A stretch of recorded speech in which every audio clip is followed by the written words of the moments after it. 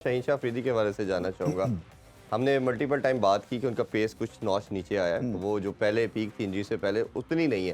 Swing all दो इनके पास अभी इंटैक्ट है, बट पेस थोड़ा ड्रॉप होने से उतने इफेक्टिव नहीं रहे। दूसरा इन पे क्रिटिसाइज ये हो रहा है कि न्यू बॉल के साथ तो ये इफेक्टिव है ही हैं, बट सेकंड हाफ में जब आते हैं लेटर पार्ट में उस पे बहुत रन्स कंसीड करते हैं, जैसे भारत के अगेंस्ट भी हमने देखा। उस लिहाज से क्या आपको लगता है कि वेरिएशन नहीं कर पा रहे, पेस कम वजह है, क्या वजह है कि उसमें इतने इफेक्टिव नहीं जितना शुरू में होते हैं? देखिए वो फिर इनके साथ बैठ के clarity of game plan discuss होनी है कि आपका पहला स्पेल बहुत अच्छा होता है, दूसरे तीसरे स्पेल में what goes through your mind, आप क्या करना चाहते हैं और किस तरह से फील्ड सेट करना चाहते हैं, और क्या आपकी एनालिसिस अगेंस्ट सर्टन बैट्समैन ठीक हैं या नहीं है।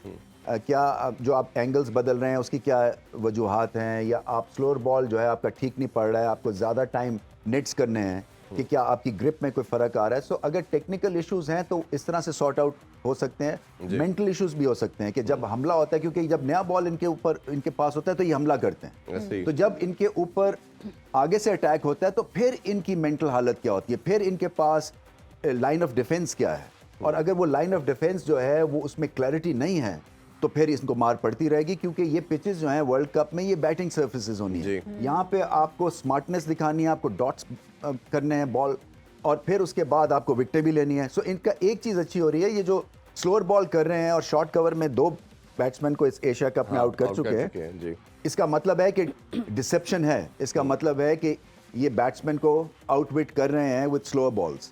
तो वो कितने करने हैं उन्होंने 6 बॉलों में से, इनको मार कहाँ पड़ रही है, कहाँ पे ये गलती कर रहे हैं, क्या विड्थ दे रहे हैं, जब गेंद स्विंग नहीं होता है तो फिर इनको विकेटों के बीच में गेंद करने हैं या मिडिल एंड लेग पे करने हैं, और फील्ड जो है अकॉर्डिंगली सेट करनी है।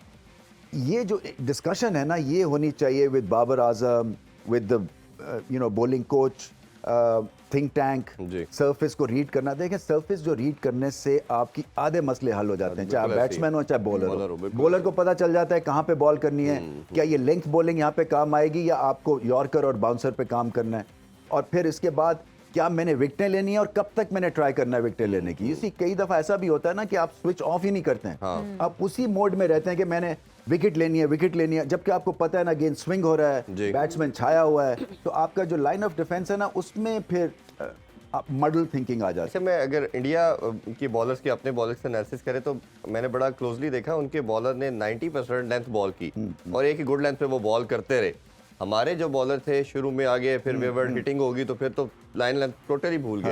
तो आपको लगता है कि उनकी सक्सेस जो थी वो एक एरिया जो मार्क किया हुआ था उसी पे बॉल करना था? ये आपका अच्छा पॉइंट है। देखिए क्रिकेट में बहुत दफ़ा, बल्कि हर दफ़ा सिंपल चीज़ें जो है ना वो काम करती हैं। अगर आप आके एक बॉल पे 10 एंगल्स और 10 डिलीवरीज और 10 स्विंग और 10 कोशिश कर रहे हैं आउट करने की, वो नहीं होता है। नहीं होता। तो सिंपल और मुश्किल होता है सिंपल चीज़ों को कायम करना। और इन्होंने क्या किया, इंडियन बॉलर्स ने, इन्होंने रिस्क पोजीशन मूवमेंट, इनको पता है एक दफ़ा मिल गई तो इन्होंने वो गुड लेंथ का बॉक्स हिट करना शुरू कर दिया। और उसमें फिर क्या होता है कि आपकी बैटिंग टेक्निक चैलेंज होती है, क्योंकि आप ना आगे खेल सक रहे हैं ना पीछे खेल रहे हैं, और क्योंकि आप आगे नहीं जा रहे हैं तो स्टैटिक हो जाते हैं क्रीज में, और फिर गेंद आउट स्विंग होता है या इन स्विंग होता है, गैप बनता है, या आप कॉट बिहाइंड हो जाते हैं, स्लिप में आउट हो जाते हैं। तो ये भी असेस करना है ना कि सिंपल चीज़ें हम क्यों नहीं ठीक कर रहे हैं, हम क्यों वाई तबाई एक तरह से कोशिश कर रहे हैं कि मैंने 10 एंगल्स पे और 10 डिलीवरीज करनी है और हर बॉल मैंने मुख्तलिफ करना है। ऐसा नहीं होता है आपको, और वो कब तक गुड लेंथ हिट करनी है ये भी इंपॉर्टेंट है, क्योंकि एक दफ़ा जब स्विंग खत्म होगी फिर आप वेरिएशंस की तरफ चले जाते हैं। तो ये एक 50 ओवर्स की कहानी बॉलिंग की और बनती है। और जो हम जीतते थे जब 50 ओवर्स में, तो हमारी रिवर्स स्विंग आखिरी के 12-15 ओवर्स में हमें पता होता था कि 6 एन ओवर से ये 4 एन ओवर पे हम ले आएंगे, बिकॉज हम रिवर्स स्विंग करेंगे, आउट भी करेंगे, यॉर्कर भी करेंगे, और वो उस वक्त यॉर्कर बॉल होता था। ऐसे ही तो इनको देखिए, और यॉर्कर भी एक इन्फिनिट अंदाजा है या दौर से चल रहा है कि ये एक सक्सेसफुल लेग, बिल्कुल ऐसे ही, और लेकिन हर दौर में सक्सेसफुल है। उसका लिए भाई एक्स्ट्रा ऑर्डिनरी पेस होने का भी जरूरी है, जैसे वकार का था, शुएब का था, या वसीम अकरम का था। नहीं ये है इनके पास पेस। देखे ना, ये नसीम शाह बहुत अच्छी बॉलिंग करते हैं डेथ ओवर्स में। इनमें सबसे अच्छी बॉलिंग अगर मैंने पिक करना है वो नसीम शाह होंगे, क्योंकि उनका जो ऑफ कटर है, स्लोअर बाउंसर भी है, एक जगह पे बॉल करते हैं, इन सबसे ज्यादा एक्यूरेट है। ऐसे ही तो ये शाहीन का प्रॉब्लम जो हो रहा है, ये विट दे रहे हैं आउटसाइड द ऑफ स्टंप। जब इन करते हैं, गेंद जब अंदर नहीं आता तो वो उस एंगल से एंगल फिर बाहर निकाल दो। हाथ खुल जाते हैं बल्लेबाजों के, तो फिर आपको शॉट्स लगते अच्छा, हैं। जैसे अभी आप बात कर रहे थे कि बॉलर एक ही बॉक्स में अगर बॉलिंग करता है तो जो बैट्समैन है क्या उसके लिए बैटिंग करना मुश्किल हो जाता है? मतलब वो एक ही स्टाइल में बॉलिंग करवा रहा है और उस टीम के बाकी बॉलर्स भी उसी बॉक्स के अंदर एक ही स्टाइल में बॉलिंग करवा रहे हैं? देखिए आयशा, अगर आपका गेंद स्विंग हो रहा है ना, तो फिर वो लेंथ बेस्ट है। अच्छा। और अगर गेंद मूव नहीं कर रहा है और लेंथ पे भी आप कर रहे हैं तो उस पर हिट लग जाती है, क्योंकि आप अपनी खुद ही लेंथ बना लेते हैं, क्योंकि आपको पता है कि ये गेंद ने कुछ नहीं करना है, तो आप पहले से ही तैयार होते हैं। मगर जब गेंद हिल रहा है, जिसको हम कहते हैं क्रिकेटिंग टर्म में, या मूव हो रहा है, तो उसमें फिर वो बेस्ट लेंथ है आपकी, उसमें कंसिस्टेंसी चाहिए, उसमें आपने जहन को बंद करना है। जब आप at the top of your run up होते हैं ना, तब आप सोच लेते हैं मैंने करना क्या है।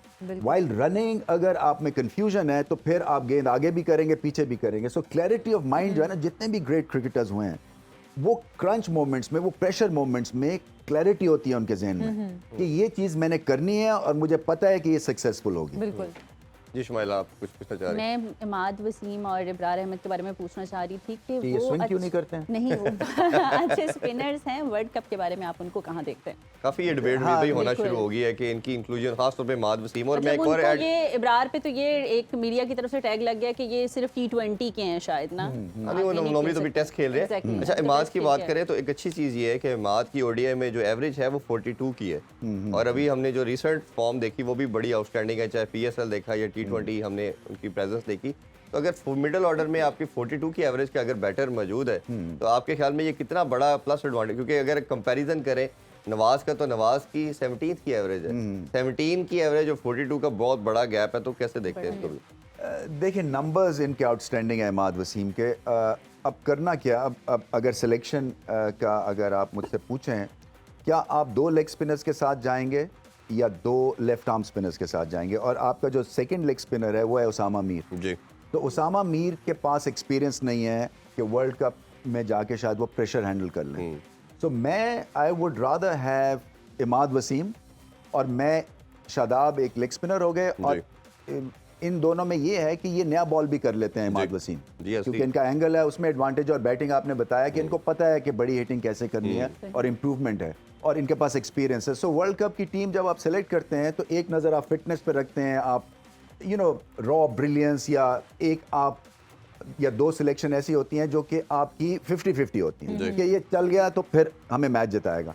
सो कई दफ़ा आपको एक्सपीरियंस भी चाहिए होता है, और इमाद वसीम वो एक्सपीरियंस लेके आते हैं। तो बुरी चॉइस नहीं होगी अगर इमाद वसीम को, अगर आप 2 लेफ्ट आर्मर्स के साथ जाएं इंस्टेड ऑफ 2 लेग स्पिनर्स, क्योंकि उसामा इवन दो बहुत टैलेंटेड है वो, मगर उनके पास एक्सपीरियंस नहीं है। बिल्कुल ऐसे ही है। तो और अगर length भी एक्सपीरियंस थोड़ी नहीं है, wavered हाँ, उनकी हो जाती है। एक्सपीरियंस नहीं है, तो फिर आप शादाब को, और शादाब नहीं खेलेगा इसलिए कि शादाब की एडवांटेज है विद द बैट, और फील्डिंग बहुत अच्छी करते हैं। और शदाब और अगर इमाद के 2 के साथ भी जाते हैं, 3 पेसर तो हमारे हैं ही हैं, हारिस शाहीन और नसीम शाह, तो मेरा ख्याल है ये 5 ये का करना पड़ेगा। आई कॉम्बो थिंक बड़ा इसके जबरदस्त ऊपर रहेगा। जो है ना, वो ये नहीं होना चाहिए कि जी कोई एम्बैरेसमेंट शो करें या कोई अपनी अना का मसला बना लें कि नहीं जी हमने तो फिक्सेटेड माइंड के साथ जा रहे हैं। इमाद का रमीज भाई, अगर आप देखें चैंपियन ट्रॉफी या उसके बाद भी ये एक टीम मैन है, और बड़ा एक बॉडी लैंग्वेज इसकी बड़ी ज़बरदस्त है, पूरी टीम के साथ एक बड़ा उठा के रखता है, डाउन नहीं होता, ये इसका बड़ा प्लस एडवांटेज है।